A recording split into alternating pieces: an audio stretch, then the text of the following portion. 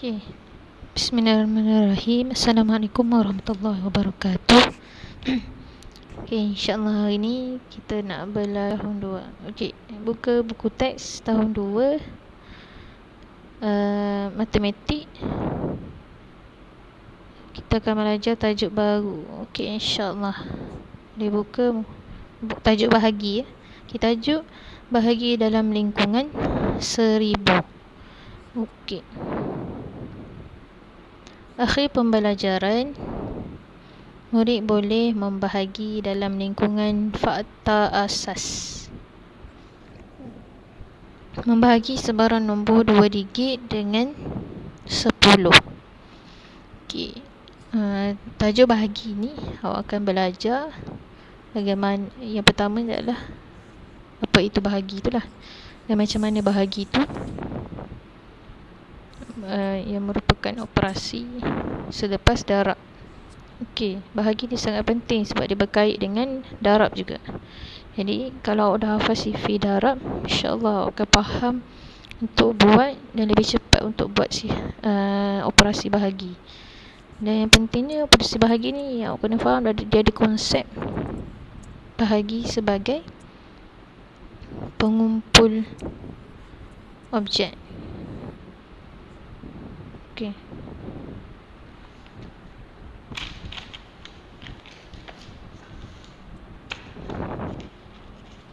Dan awak akan belajar macam mana nak membahagikan 2 digit lah. Contoh 5, 10 bahagi 5 dapat 2. Macam tu. 2 digit.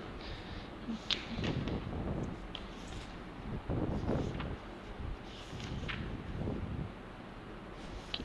Bahagi ni sangat penting lah untuk awak faham. Okey, buka muka surat 95. Buku teks jilid 1 95. Kita akan tahu. Okey, pertama kita baca sama-sama. Okey. Kek ini sudah masak. Saya isikan 2 ke dalam piring. Saya dapat 5 piring. Okey, mak dia ni bakar 10 biji kek. Dan budak lelaki ni dia membahagikan setiap piring kepada 2. Dalam satu piring ada 2. Jadi berapa piring semuanya? So ada, kira tu 1, 2, 3, 4, 5. So ada 5 piring. So 10 dibahagikan 2 kepada 5 piring.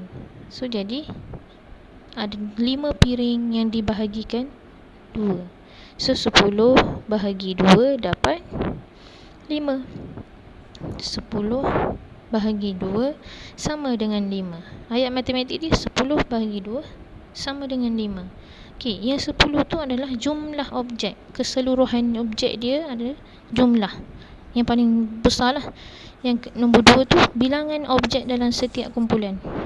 Bilangan objek dalam setiap kumpulan. Ada berapa kumpulan objek dalam tu ada berapa? So, sama dengan berapa bilangan kumpulan dia. Macam tadi lah, 10 biji kek dibahagikan 2. Dibahagikan. So ada 5 kumpulan yang dah dapat 2 biji kek. Itu contoh dia. Ingat, bahagi tu konsep dia adalah pengumpulan objek. Dia nak kumpulkan objek. Okey. Nombor 2, muka surat 96. Ada 3 orang kanak-kanak berkongsi sama banyak 6 cucuk sate. Berapakah cucuk sate setiap kanak-kanak boleh dapat? Ada 6 cucuk sate dibahagikan kepada 3 orang. So seorang dapat satu lagi satu. So seorang dapat 2 cucuk sate. Seorang dapat 2 cucuk sate. So itu cara pembahagian dia. 6 dikongsi bertiga dapat 2. 6 batang sate dikongsi bertiga dapat 2. Ataupun 6 bahagi 3 dapat 2 seorang. 6 bahagi 3 sama dengan 2. Tu ayat matematik. 6 jumlah objek sate bahagi dengan 3 orang budak sama dengan 2 objek. 2 sate itulah. Okey, bolehkah 2 orang berkongsi 6 cucuk sate sama banyak? Ceritakan. Boleh ke 2 orang dia kongsi 6 cucuk sate tu? Boleh ke? 6 orang dibagi kepada 2 orang je. 6 cucuk sate dibagikan kepada 2 orang je. Boleh ke? Okey, cuba tengok. Kita tengok apa. Okey, tadi kita 6 dibagikan kepada 3 orang budak. So, seorang budak akan dapat 2. Okay. Boleh juga 6 dibahagikan kepada 2 orang budak menjadi 3 lah. Dia lebih kurang je dengan atas, cuma bezanya kita letak tempat yang objek dia tu dengan bilangan objek tu berbeza. So bolehlah kalau 6 cucuk sate dibagikan kedua, seorang budak akan dapat 3 cucuk sate. So tak ada masalah, dia sama je, lebih kurang je. So dibolehkan. Cuma awak kena tahu sifir 3/2 6. 6 bahagi 3 2. Dia macam terbalik macam tu je. Okey. Okey, seterusnya kita tengok muka surat 97. Nombor 3. Ada 8 keping agar-agar. Saya beri 4 keping agar-agar kepada Wendy.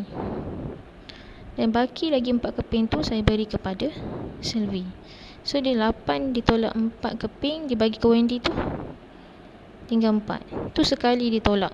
Sekali dibahagikan kepada seorang. Lepas tu dia tolak lagi 4.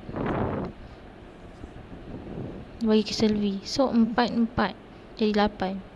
Tapi dia bagi kepada berapa orang? 2 orang kawan dia. So 8 bahagi 4 dapatlah 2. So 2 orang dapat 4 keping agar-agar setiap seorang. So kaedah bahagi dia, cara pembahagian dia, cuba tengok. So saya tunjuk semula yang tu. 8 bahagi dengan 4 keping bilangan agar-agar tu, berapa orang yang dapat? So 4 darab dengan berapa dapat 8? 4 darab berapa dapat? Keseluruhan dia dapat 8. Ataupun so depan dia 2. Sifir 4. 2 darab 4 dapat 8. So selepas pada bahagi mesti ditolakkan. Mesti kita pastikan bawah tu adalah kosong. Mesti kena pastikan kosong. Tak boleh tinggal ada satu pun, tak boleh. Kita kena pastikan kosong. Okey. Itulah kenapa dia boleh jadi macam tu. Okey, kita tengok bawah pula. 12 biji gel disusun 6. Berapakah kumpulan kamu dapat? 6. Okey, bulatkan 6 dulu jadi tu. Okey, satu kumpulan dibulat dah. Okey, satu kumpulan lagi juga dibulatkan. So 12 tolak 6 dulu. Okey, ni kali pertama kita tolak 6 dulu. So 12 tolak 6 dapat 6 lah. Lepas tu kita tolak, kita nak bagikan dia kosong, mesti kena jadikan dia kosong. Tolak 6 lagi sekali. So dah jadi kosong. So berapa kali ditolak tu? 2 kali. So bermaksud 6 darab 2 dapat 12. 2 kali ditolak. Okey, tengok muka surat 98. Ada 18 batang pen. Setiap paket dimasukkan 6 batang pen. Keseluruhan dia 18. So 6 dimasukkan, 6 dimasukkan, 6 dimasukkan. Ada berapa kumpulan tu? Satu kumpulan ada 6. So ada berapa kumpulan? Ada berapa bekas? 3. Jadi berapa darab 6 dapat 18? Lebih kurang je macam ni. 18 bahagi 6 dapat 3. So berapa dapat 6 darab 6 dapat 18? So dia ada 3 kumpulan juga. 6. Ada 3 kumpulan, 1 kumpulan, 2 kumpulan, 3 kumpulan. So 6 darab 3 18. Sama dengan bawah tu, 18 bahagi 3, 6. 6 darab 3, 18. Cuba tengok, 6 darab 3, 18. Tu kat situ. 6 darab 3, 18. Okey, boleh jadi juga 3 darab 6 sama dengan 18 juga. Hanya ubah tempat sahaja. Dia berkait dengan bahagi. So kita guna bahagi mesti mulakan dengan objek yang keseluruhan dia. 18 bahagi dengan 3 dapatlah 6. Sama juga dengan 18 bahagi dengan 6 dapat 18. Dapat 3. So dia sama.